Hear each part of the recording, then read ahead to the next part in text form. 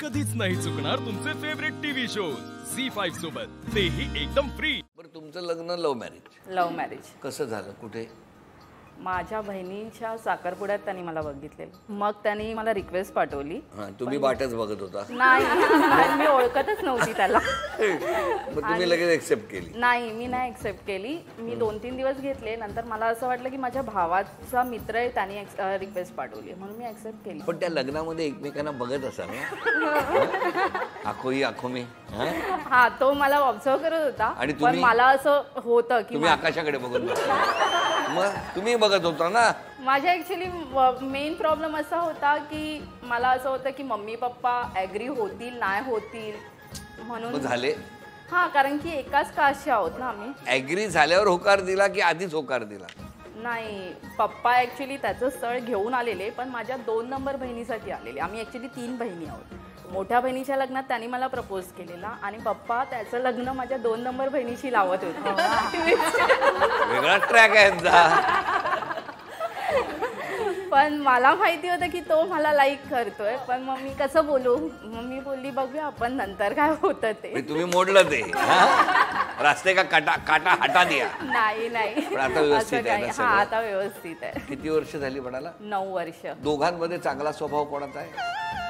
असा बघायला गेला तर त्याचा आहे। असा आणि तसा बघायला गेला तर सगळ्यांना असं वाटतं की तो चांगला आहे, म्हणजे खूपच चांगला आहे। म्हणजे नाही आहे का?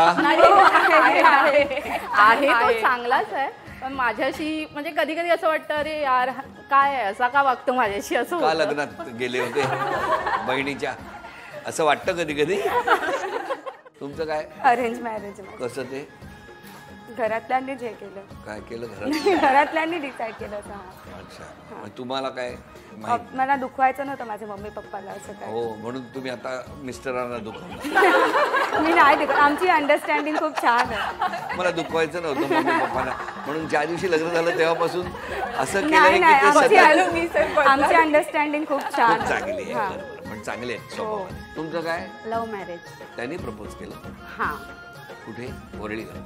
वरलेलं नाहीये, म्हणजे असंच कॉलवर प्रपोज केलंय त्यांनी। अच्छा, आणि मग तुम्ही होय म्हणाला? हो, मी बोलली, लगेच बोलली। का हो? का? मी बघितलं 1 वर्ष, म्हणजे मी सिनियर होती तिकडे, मग नंतर ते जॉईन झाले। अच्छा अच्छा। हां, म्हणजे मी 2010 मध्ये ऑफिस जॉईन केलं, नंतर त्यांनी 2011 मध्ये जॉईन केलं, मग 12 मध्ये त्यांनी प्रपोज केलं।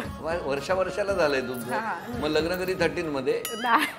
2016 मध्ये। मग आता तुमच्या घरात कसं बोलतात? मराठी बोलतात की? मराठी। मराठी। आणि माहेरी कुठल्या भाषेत? तेलुगू। तेलुगू। हो। मग आज या सगळ्या मैत्रिणींचा स्वभाव जर तेलुगू मधून मला सांगायचा असेल प्रत्येकीबद्दल, तर जरा सांगा।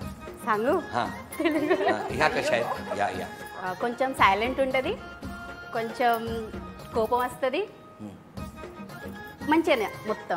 अच्छा, आणि या बाजूच्या आहेत त्या? మొత్తం శాంత, అంటే కామ్ ఉంటది एकदम। काम करत नाहीत